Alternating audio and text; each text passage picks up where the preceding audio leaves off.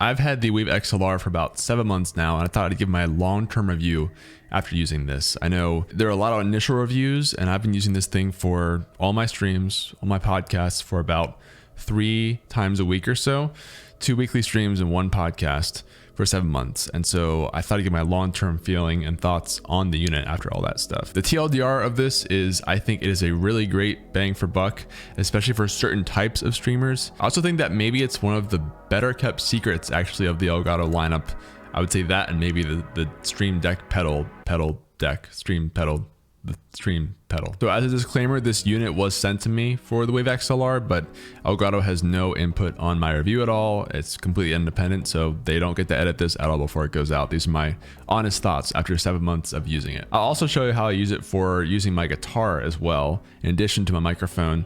And just so you know, everything that you hear through this whole review is done through the Shure SM7B into the WaveXLR. So all this audio is directly through that interface that you're hearing. There are some processing effects in the software that come with it, which are another big plus. But yeah, you can get this effect, this sound completely out of just this mic with that interface. Okay, so let's start with the pros. I think the biggest one really off the bat is the software, like I kind of just talked about. Really, you're buying this interface for the software because there are a million interfaces out there that are like this for XLR, but none that really give you the control over the software side to get submixes and to control what your stream hears versus what you want to hear in your own ear.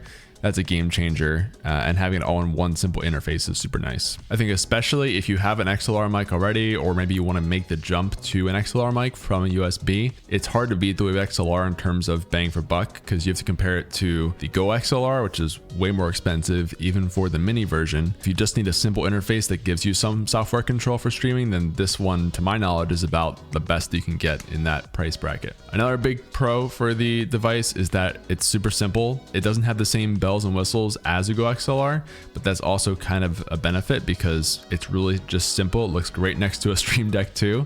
It's got the ins and out for your microphone and the out for your headphone. So super simple to control. It's got 3 options to control your mic volume, another to control your headphone volume right there on the dial, and then the third one is your mix of the two for your feedback. So whether you want to hear more headphones, more of your own music and your game sounds in your ears versus your microphone and yourself talking back. So that is kind of nice. In practice, I haven't actually used that too much. It's sort of like a set and forget thing I've found. Once you have your audio locked in, I'm not constantly changing my headphone volume or my mix. I kind of just have it set and let it go. But it's nice the options are there. Also, one last really big pro on my bucket list is the mute button, which sounds maybe a little bit strange because it's just this little fancy button on top here that is a push to mute essentially. But I've gotten so much use out of this feature because it's so simple just to tap it and it makes no sound. A lot of times if you're doing this as a streamer, you're clicking on a keyboard key or a mouse or a pedal or something that can be noisy. With the touch button like this, it's dead silent. There's no sound at all when you click on the button. And that is super nice for me because I do a lot of interviews and podcasts and things where I don't want to have any extra sound that is noticeable for people. And so it makes it really easy to just unmute the mic when I'm pausing to let the other person talk. Or if I just want to get up and do something really quickly, it's just a tap right there. And that's actually probably my favorite feature of the entire interface after going through everything for 7 months. Okay, let's go through some of the cons at the same time. So my biggest gripe with the WaveXLR is that it does not really support studio headphones very well. I have a pair of Sennheiser headphones that I generally use for this, and it's a little too quiet for me.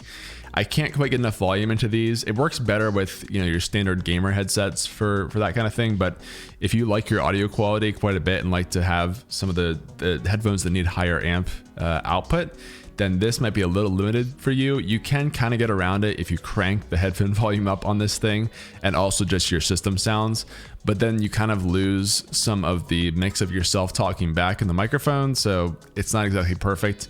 And I would love if they were to make an update for them in the future models to have a higher amp output or just more volume essentially for studio headphones like that. Because otherwise the quality is pretty good. It's just the levels aren't quite high enough. The other thing is because it's so simple, it's sometimes hard to change stuff on the fly.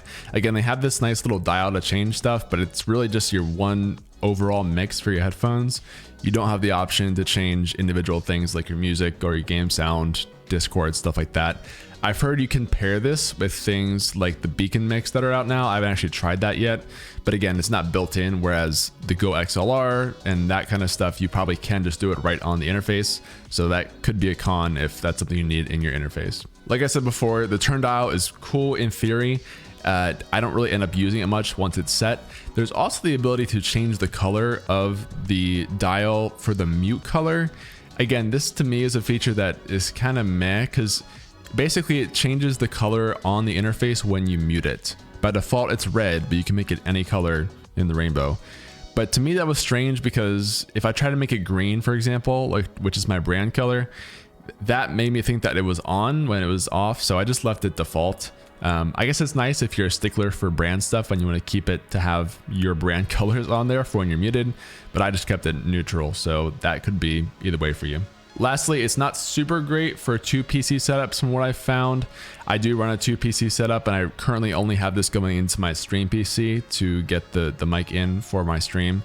I've heard there are some workarounds you can have here, but it's probably not as intuitive as other interfaces out there that are really built for 2 PC setups, especially the beacon stuff and the Go XLR. So that could also be a downside, but you can kind of work around this if you have other mixers combined in the chain, or fancy ways to send your sound to your gaming PC at the same time. Okay, a couple really quick tips that I found that are maybe a little bit niche, but are good to know if you have this. So first of all, like I said, you can combine this with other mixers as an end of chain. So for instance, what I do for mine is I have a Behringer mixer going into the WaveXLR, and I have 2 inputs in that Behringer mixer that then get both feeded into the WaveXLR. So I can use my guitar plus this microphone at the same time. Even though it only has 1 XLR input, you can essentially chain it together, and I found that to be super useful. And in the same way, you can even send that other mixer to your gaming PC if you wanted to have a way to still do that. Also, another good thing is you don't actually need a cloud lifter if you're going to be using the Shure SM7B. I think, in my opinion, this mic actually pairs really well with the WaveXLR, because right now everything you're hearing just completely powered by the WaveXLR. There's no cloud lifter, no extra gain or anything. Just make sure you turn off your phantom power, because I believe they enable that by default in the software. And if you're using this, you actually don't want to use phantom power. That could damage the mic. So again, pro tip, if you're using this mic specifically or other dynamic mics, to turn off that phantom power in the software settings. Okay, so who is this interface best for? If you're in the market, like what kind of streamer will get the most value out of this? In my opinion, there's kind of 3 main categories here. The first, like I said earlier, is if you're a streamer who has been streaming for a while and you need to do more with software, so you want to be able to have sub mixes and mute yourself to stream or have multiple inputs, things like that, then the software from this is honestly value itself just to get, even besides the hardware piece. The software from Elgato is super intuitive and super dynamic. I've gotten a ton of use out of it for podcasts and for splitting music, things like that. And so I definitely recommend, if you need that extra boost in audio options, then this is a good option for you. The second group, as I said before, is people who want to move up to XLR from USB. We're looking for a good interface. In my opinion, this is sort of like the best value interface.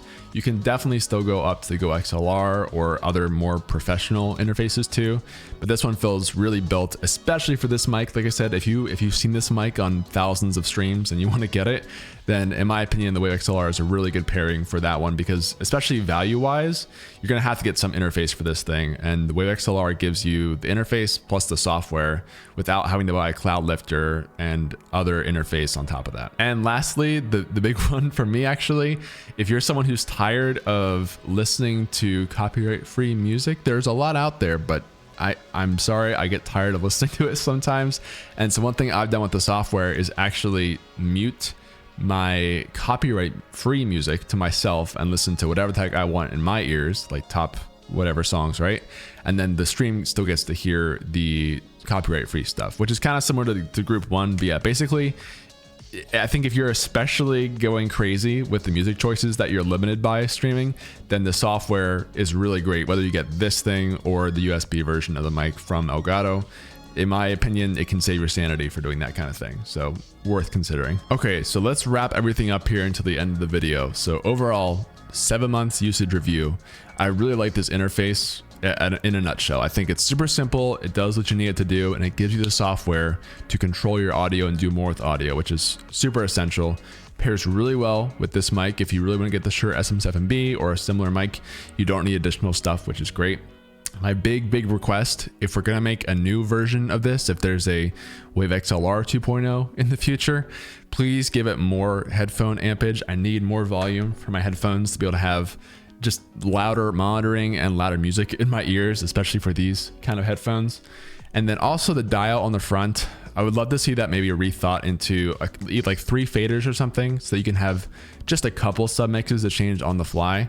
The current dial, again, I haven't really changed it much. Once it's set, I kind of just leave it there. So I think we could do more with that space if we were to redesign it a little bit in the future model. Also, the capacitive mute button on the top, super underrated. And if you are a podcaster or interviewer who needs to go on off mute a lot without making a lot of noise, super recommend that feature, and definitely would try it out if you haven't before. For me, it was a game changer just because how simple it is to just click right there, no sound, on and off, very easy. Okay, and that's gonna do it for my first ever product review. Guys, if you would let me know what you think in the feedback in the comments below, I'd really appreciate that.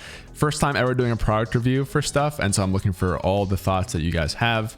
Let me know if there's any other streaming focused products you would love me to review next, or what you feel about the channel in general. I'd love to hear your feedback below. So thanks for watching. Make sure you subscribe if you enjoyed it. I'm planning to do more of these and other streaming content in the future, so I appreciate the support. Thank you.